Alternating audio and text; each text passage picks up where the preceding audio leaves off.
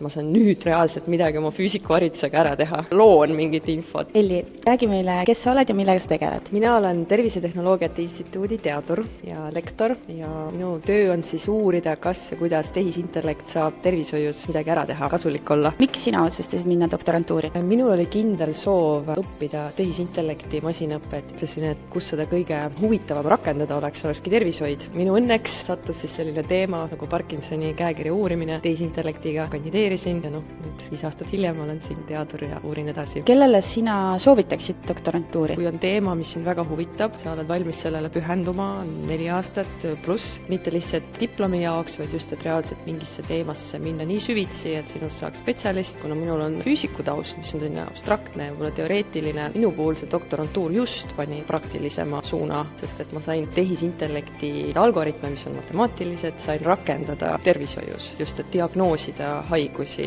aidata arstidel paremini teksti töödelda. See muutus just vastupidi hästi praktiliseks. Mis sind kõige rohkem üllatas doktorantuuris? Minu üllatuseks oligi hästi palju vabadust anti, et kuidas ma seda teemat uurin. Ei olnud nii, et nii kitsas teema, teed siit siia ja siis saad oma diplomi kätte, et sa pididki ise väga palju mõtlema, et mis suunas minna. Minu jaoks oli see suur pluss, et ma sain ise kujundada, et millest ma tahan rohkem õppida, mille ma tahan rohkem avastada. Tehisintellekt ongi väga lai mõiste, siis ma saingi valida, siin ma kasutan statistilisi mudeleid, siin ma õpin sügavõpet, transformereid, keelemudeleid. Miks tasub tulla doktorantuuri just TalTechi? TalTech on lihtsalt nii äge, ma ei tea, võib-olla see on kallutatud vastus, siin on tõesti nii palju võimalusi, cheerleaderitest kuni reaalse teaduriteni välja. Minule on TalTech kõike andnud. Inspiratsiooni jagub, sporti jagub, teadust jagub, väga palju plusse on.